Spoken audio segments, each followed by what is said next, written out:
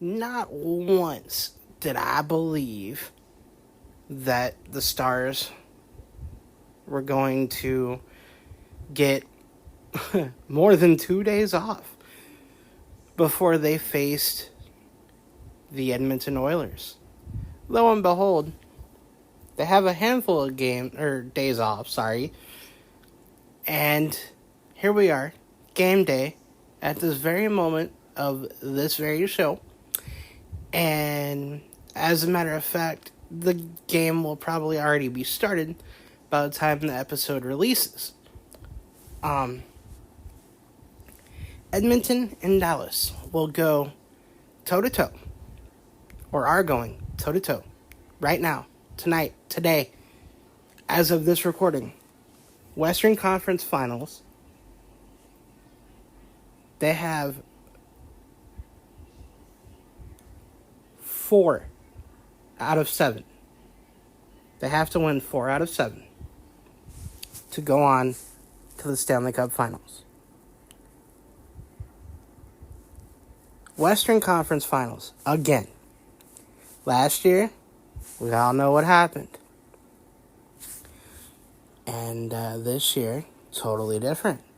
Edmonton believes that they're there to go ahead and right the wrongs that they've faced over the years. Dallas believes it's their time as well. 2 teams, I'll tell you what, the ice should be, I don't want to say coveted territory, but, they might fight over it like they want it.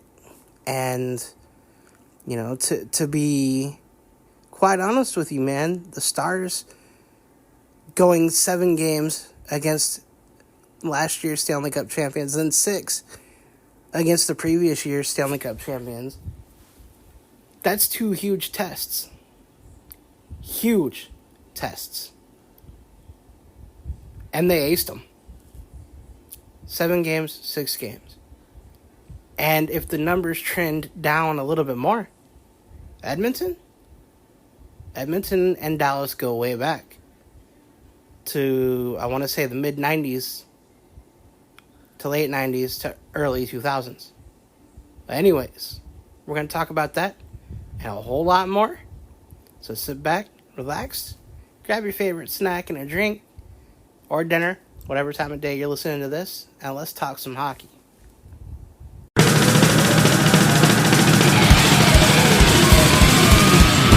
Dallas Stars! Dallas Stars! Dallas Stars! Dallas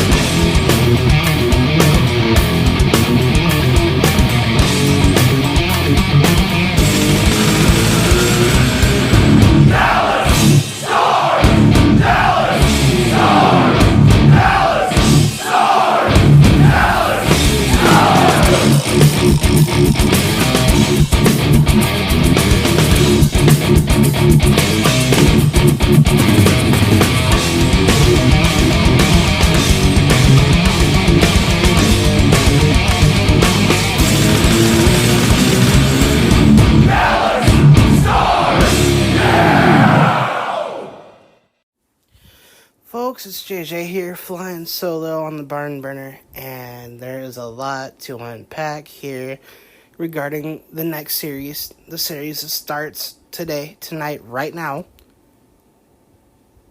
regarding the Oilers and the Stars. Oilers and Stars go way back. Like I said, mid to late 90s, early 2000s, and to be quite honest with you, based on where I lived and where life was taking us at the time, I didn't get to catch all the series every time. I didn't get to catch hockey all the time. Period. To be honest with you. But I did keep track when I could, via sports news and all that stuff. Yeah. I'm no stranger to the Edmonton Star series, is what I'm telling you. And it's been fun over the years, from the likes of, Fernando Pisani, Corey Perry, even, if I remember correctly. Ryan Smith, all those guys, Edmonton Oilers versus the Stars. And it was always, and I mean always, a great series. It never went, at least in my opinion, one-sided. Like, there was always a battle. And I'll tell you this. Looking back,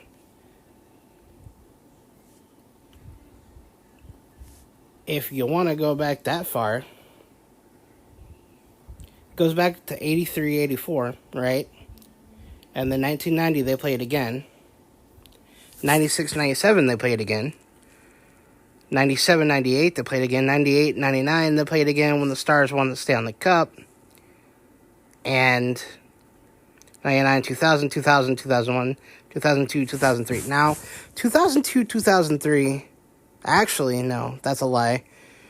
98 to 2003, those years is where I was absolutely into the Stars, and there was no way I was missing it. You know, I would go to the school library to get on the computer if I had to during hockey season. Not playoffs. Playoffs was during the summer, obviously, but you know, I would go and find a way, computer, radio, otherwise, newspaper, whatever, to find out any score. And Edmonton was one that I looked forward to because they always brought it. I remember George Laraque. I remember all those guys. George Laraque comes to mind immediately. Anson Carter does as well. Those guys were absolute beasts. And, you know, here's a fun little stat for you when it comes to the preseason. The Stars actually have a winning series. I'm sorry, winning record is what I meant to say, over the Oilers. The Oilers' record against the Stars all time is 15-27. Again, the Oilers' record all time, 15-27.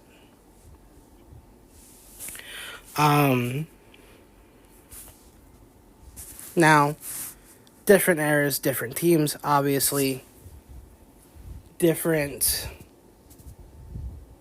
ways of playing and ways of coaching, for that matter.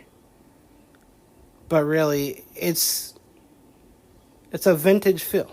Now, Edmonton has been, I don't want to say a thorn in the Stars' side, but they've always given them a run for their money. Playoffs or not, you always knew a great game or a great series was coming. Now, with Anson Carter, George Laraque, all them, you knew that Edmonton was going to push the Stars around just a little bit. Now, the Stars would have to outpace the Oilers and withstand a bunch of physicality, from at least where I remember anyway. And, you know, coming back to now, the Stars and the Oilers are equally speedy. I would say they're equally physical. And going back to what I heard last night while I was watching the pregame interviews, according to Pete DeBoer, Edmonton is a hybrid of Vegas and Colorado. Now, Colorado played a speedy style. Vegas played physically. Both teams are reasonably fast on the offensive end and defensive end, but with Vegas, you knew that the Stars were going to get physically beaten up a little bit. So what does that tell me? Well, if it's a hybrid of both teams, Edmonton, that means they can out-hit you if they want to. And they can definitely beat you to a puck. So, how do you beat the Edmonton Oilers? Well, when you look at the season record against the Oilers, what we notice is the Stars did beat the Oilers in the regular season. They were 2-0-1. 2-0-1. What does that mean? They won 2 games and they lost 1 in overtime. And, you know, there was a time where, as K-Fitz and I said when he last joined the show, there was a time where we thought maybe overtime would mean a loss. Sometimes it did, sometimes it did. It didn't mean a loss half as many times this season as it did last. I will say that. But at least for me, overtime was always uncertain. And I hated overtime for that very reason, because you didn't know what Stars team you were going to get. Now, as I said, circling back around yet again, Vegas was a team that could beat you up. I mean, they were fast, they were puck hungry, but they could beat you up. You always knew that Vegas was going to come out hitting. So, with Evander Kane, you're going to have to probably withstand that. He can score, he can set up plays, but Evander Kane has always been what many people call a goon. And why is he a goon? Well, he plays physically. So you're going to have to deal with him. You're going to have to deal with Nugent Hopkins. You're going to have to deal with Connor McDavid. You're going to have to deal with Leon Draisaitl. And then you're going to have to deal with this new guy. What is this new guy's name? His name is Evan Bouchard. He has emerged as a budding, for lack of a better way of putting it, star player. And, you know, he can make plays. I gonna be fully crystal clear, transparently honest with you. I have not seen him play very much. I've seen him maybe play 2 games. So I know he can go right place, right time, for lack of a better way of putting it again. And he can make plays. Okay, so the Stars are going to have to deal with him, Draisaitl, McDavid, Evander Kane, all those guys, plus Bouchard. Now, I don't think the Stars need to get overly physical with Edmonton. I think maybe their positioning and speed can make things interesting, shall we say, for Edmonton. Because over the regular season, you know, it was a speed game. The Stars played their game, which was get to the puck and get going. And when the Stars can go at all cylinders, man, all bets are off. They're a fast team. One thing I hate about them is the dump and chase that they sometimes use. That feels like, to put it in football terms, like the prevent. You know, dump and chase, just throw it in, hope we get there before they do. It doesn't always work out the way they want, and it drives me absolutely batty. So, I mean, I'm probably going to end up seeing a little bit of that over the next few games. Actually, there's no question. There will probably be a lot of that. I can't speak. I'm so excited.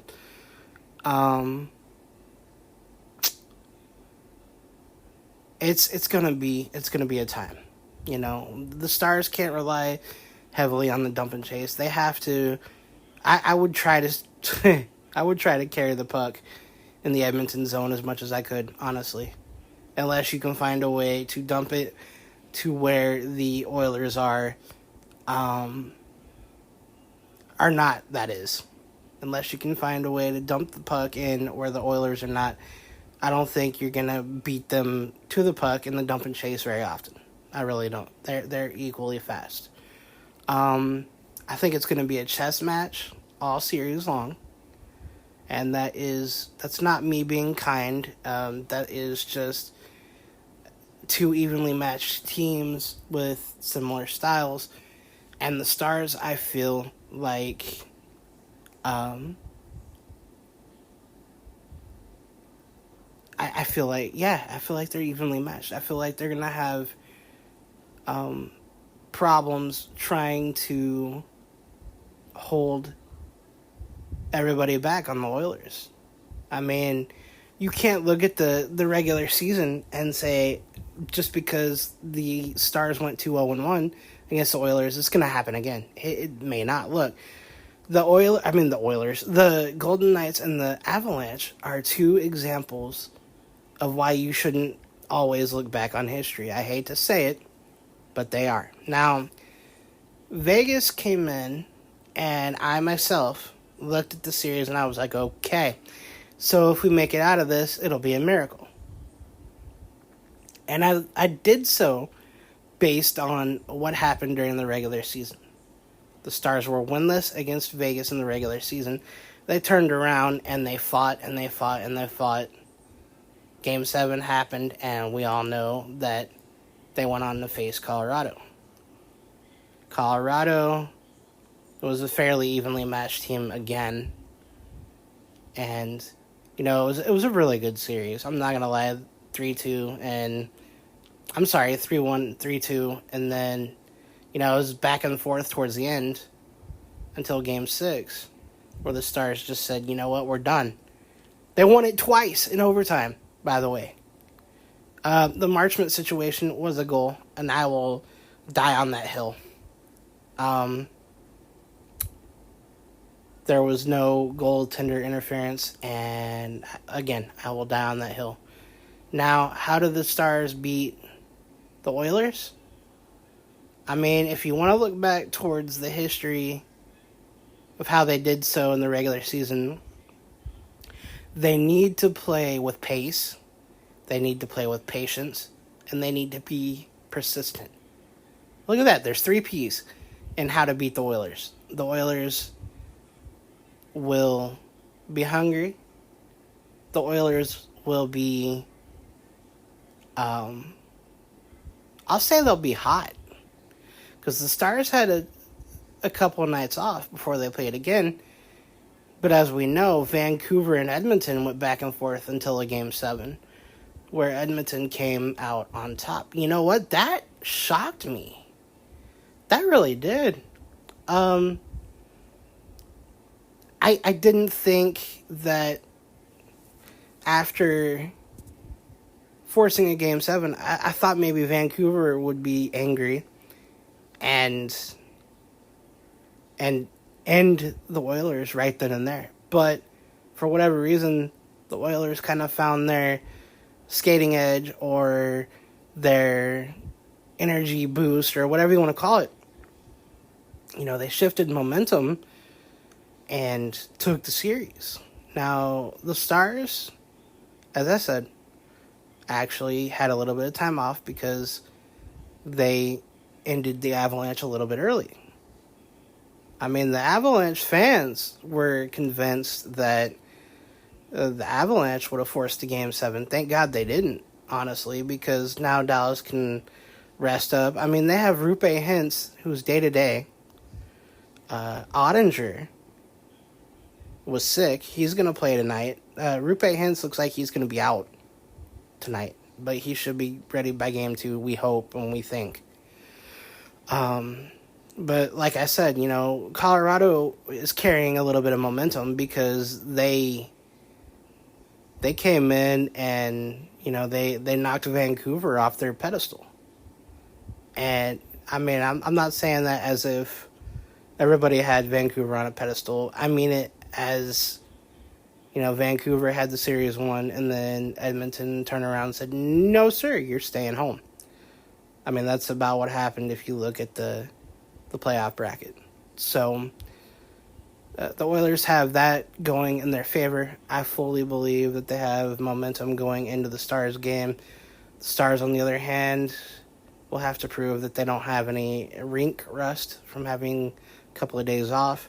I hope they're well rested. I hope they are ready to go. I hope that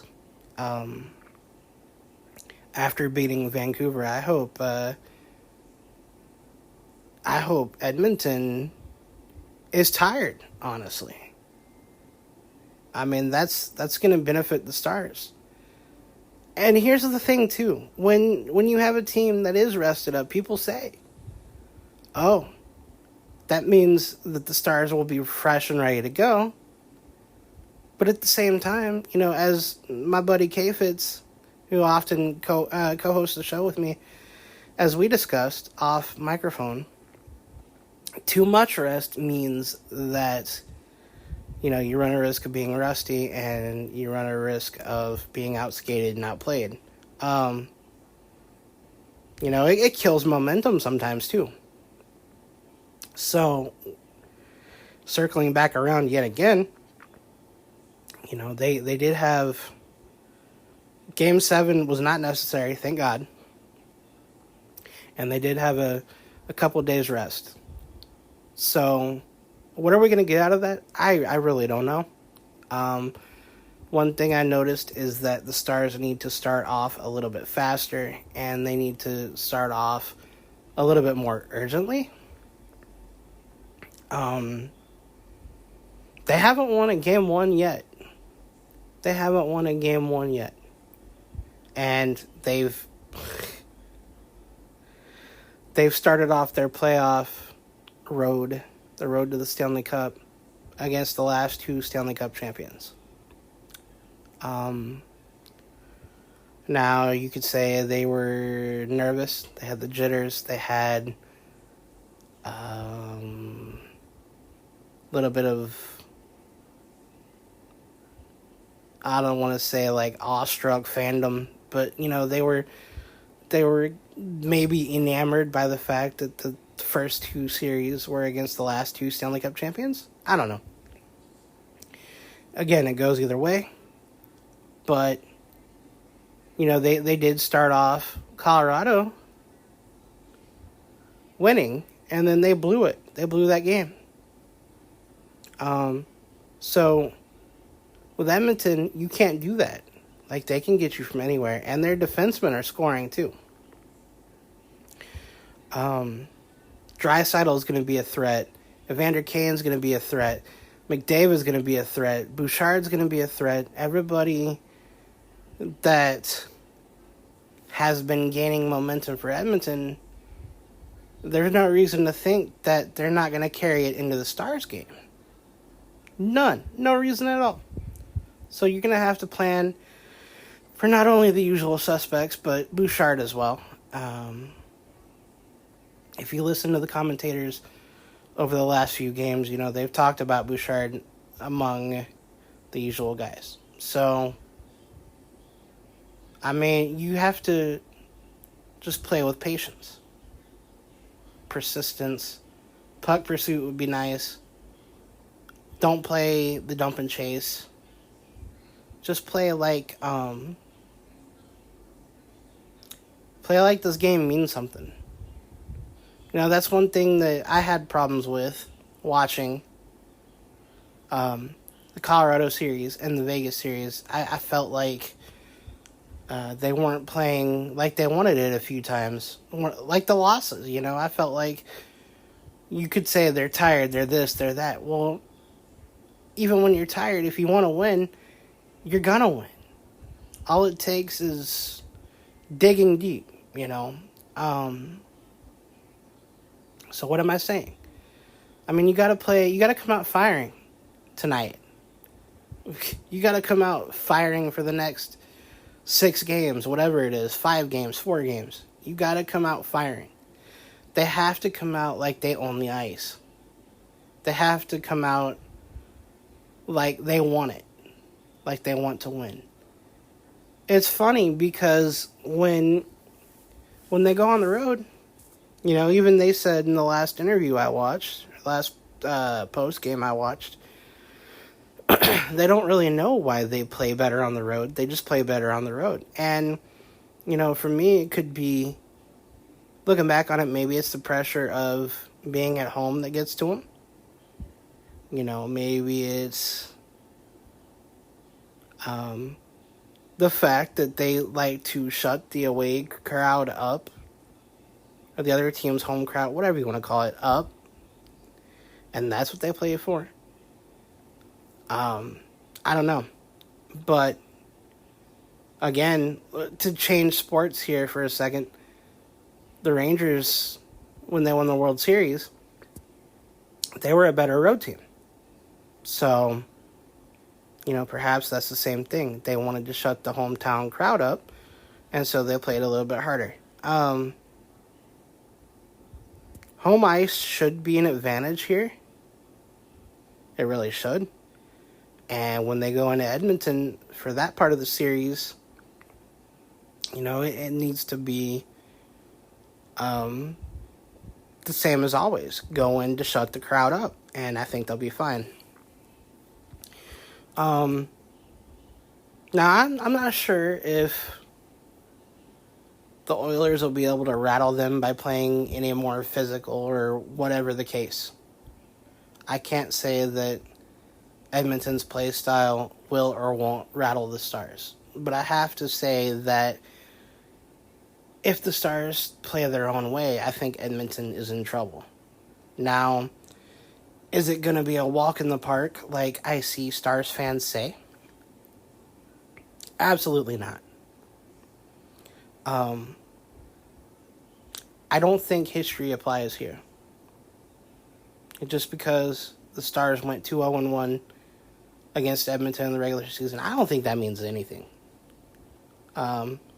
Edmonton is here because they know they belong there. They have it in their heads that they're there to right the wrongs from the past. They have it in their heads that they want the Stanley Cup. Now the Stars, they're the same way. And Stars have a good mix of veteran leadership and youth. Ooh, sorry. And, they want to win it for guys like Jamie Benn, who have over 1,000 games. Ben, Suter, Pavelski, all those guys. Sorry, excuse me.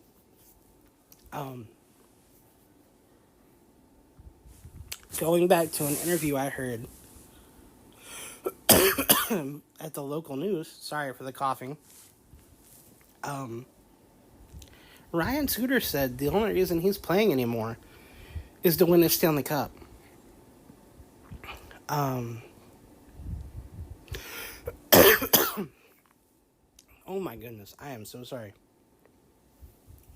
Now, if you look at it, though, that's kind of cool. The only reason he's playing anymore is to win a Stanley Cup, and he's in Dallas. So that tells you that... oh my gosh. That tells you that he believes being here with Dallas means they could win a Stanley Cup. And if you look at the numbers, compare the numbers of the players now versus the 98-99 team that won the Stanley Cup, you guys, the numbers are better. I mean, back then you had, who was it? Belfour and Turek in net for the Stars? Or Moog? One or the other. Either way. Jake Ottinger compares. You had the Newendykes of the world, the Matvichuks, Sidors, Zubovs. For the Stars now, you got Heiskanen, you got Suter, you got Lindell. All the numbers are very much comparable, if not better, to the 98-99 team.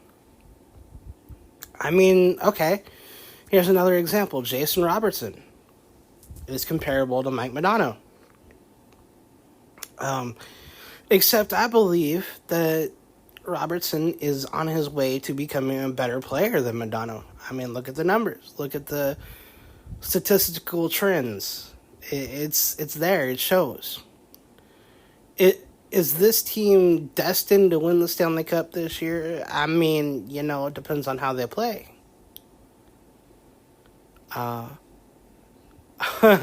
One thing also that I noticed in the interview that they did a day or so ago, it was on Channel 8, WFAA's YouTube, for those of y'all that want to go look. The Stars management and coaching said that these players play for each other and not for money. And in some sports, in some cases, maybe even back in 99, maybe that's the difference between 99 and now. They're playing for each other. Well, I think that's actually similar because they brought in people via trade and whatnot as well. And they made the puzzle pieces all fit together and they won the Stanley Cup. Now, the Stars team added one valuable piece. Chris Tanev. And he's made a big difference. He will make a big difference in this series. He's going to play hard. He's going to play hard hitting, and that's going to be the key to beating Edmonton. You've got to be right place, right time. You got to be persistent. You got to be just on the ball. I know it's a puck. Don't go there. But there's potential. There's potential to go ahead and go to the Stanley Cup Finals again. But it's going to require patience, persistence, and pace. And yeah, this is a quick little show, but I wanted to get into it, and I wanted it to be released before the game, by any means necessary, really. I'm excited because, as I said, the last time Edmonton and Dallas played together in the playoffs, man, I was in high school, and I loved it. Everybody remembers Patrick Steffen. Yeah. He was an Edmonton Oiler and a Dallas Star. We don't need to go into the empty net fiasco. We're over that. But, that was a memory that'll stick in my head forever. I think that's a memory that needs to be righted today, starting today, tonight. No more empty net mishaps. No more shenanigans, we'll say, to go ahead and keep it clean. It's going to be a rivalry reborn, one that I haven't seen since I was in high school. And one that started when I was a kid. That's pretty wild. I'm excited. You should be too. Stars are up for big things. All they have to do is be patient, be persistent, and be puck hungry. That's all they all have to do. And do I think they win this series? I don't know. I'm more worried about them starting hot and winning game one. That's all you have to do, really. Start hot, be persistent, be patient, limit the mistakes, limit the power plays. And that's saying something because from what I've read and understood, the Stars have been one of the more disciplined teams in the playoffs. So all they have to do is stay disciplined. Colorado was a series that, they ended up paying a couple times for putting Colorado on the power play. So that needs to be limited and probably will be against Edmonton. But anyways, man, again, just wanted a quick series rundown as of my perspective, anyways. And it starts with tonight. Can they win tonight? Yeah. But it's going to require the Stars playing their game. Can they win 4 out of 7 games? Yeah. But they can't be rattled, and they have to continue to do their thing. Will momentum play a factor? Will tie them off be a factor? Will the lack of Rupe Hintz be a factor? I don't know. But we're about to find out. So on that note, I'm going to leave it here. Quick show. I know K Fitz will be back here within a week or so, I hope. We had some severe weather, and he's dealing with that down there at the hometown area. They had tornadoes and such. And so I'm sending some love to my people down there in Temple, Texas, near my old stomping grounds. And on that note, I think we're out of here. Thanks for listening, and go Stars.